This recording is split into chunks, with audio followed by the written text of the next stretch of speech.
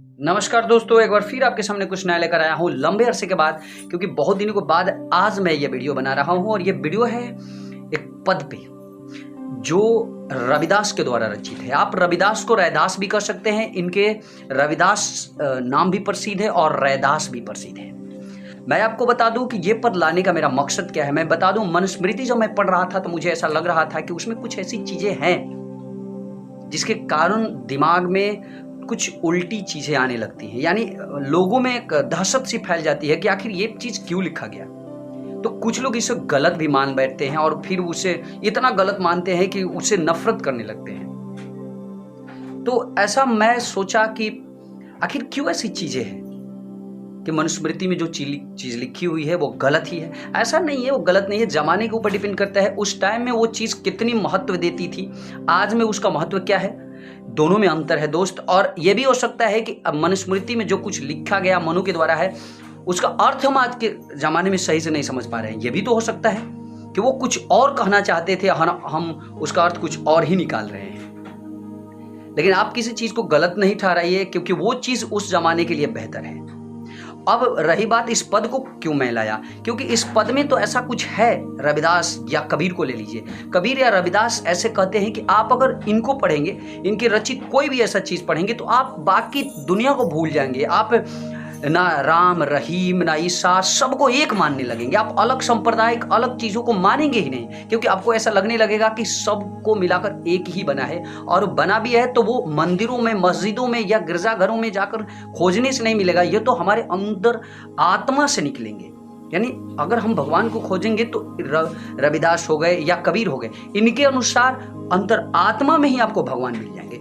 तो मुझे ऐसा लगता है कि भगवान को खोजने के लिए मंदिरों में, मस्जिदों में जाने की जरूरत नहीं है। आप जो कुछ भी खोजते हैं अंतरात्मा से खोजिए, अपने मन से खोजिए।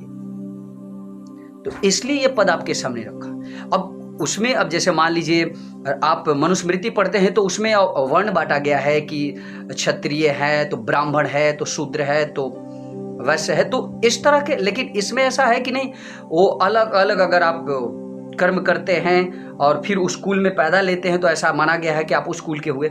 लेकिन यहाँ रविदास के अनुसार ऐसा माना गया है कि हम सब भगवान के छत्र छाया में पैदा हुए, तो हम सब एक ही हुए, अलग हो ही नहीं सकते।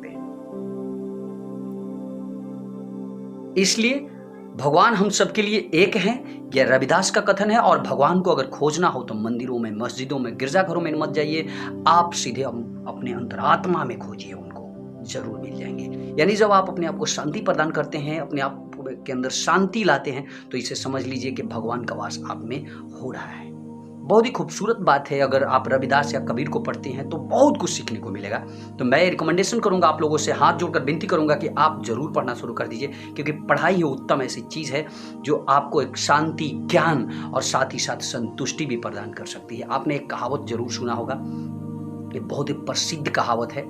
I mean you can say that, आप इसे कह सकते हैं कि ये एक कोटेशन भी है कि studies gives you power to fight the bad things against bad things and satisfaction peace।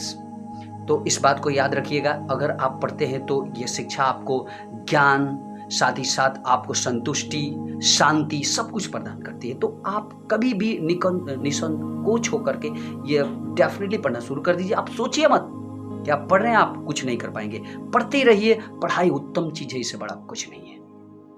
चलिए अब इस पद के बारे में मैं आपको बता देता हूं। यहां रविदास कहते हैं, जब जन्मे तहु शूदर थे, अरु थे अति अपवित्र, वरण करम सो होत है, रविदास करो जहु नित्य। रविदास एक ही नूर सो, जिमी उपजी हो संसार, ऊंच नीच किस विध भय, ब्राह्मण सूद चमार। रविदास जाति मति पूछिए, का जात अरुपाती, ब्राह्मण क्षत्रिय वैश्य शूद, सबही एक ही जाति। कितना खूबसूरत बात है।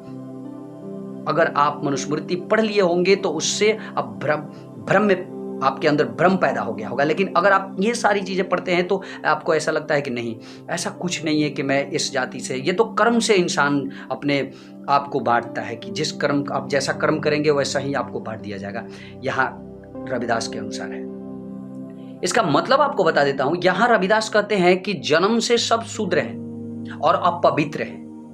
शुभ कर्मों के द्वारा ही ऊंची जाति अथवा ऊंचा पद प्राप्त किया जा सकता है। अगर आपका कर्म अच्छा है तो आप अपनी अच्छी जाति, अपना अच्छा पोस्ट, पद प्राप्त कर सकते हैं। मानव प्रभु का अंश है, यानी प्रत्येक मानव भगवान का अंश है, उस परम पिता परमात्मा की संतान है जो ऊंच नीच, ब्राह्मण, क्षत्रिय, वैश्य, शूद्र सब अपनी छत्रछाया में बनाया। उस परम परमात्मा के अंश हैं हम। अतः जाति पाति कोई झगड़ा नहीं है। प्रभु के दरबार में सब एक समान है। कितना खूबसूरत ये पद है। हाथ जोड़कर विनती करूंगा कि इस तरह के पद आप जरूर पढ़िए, और खास तौर से अगर आप ऐसा भावना रखते हैं अपने दिमाग में, तो ये मेरा ये मशवरा है आप लोगों से कि आप लोग कबीर और रविदास को जरूर पढ़िएगा।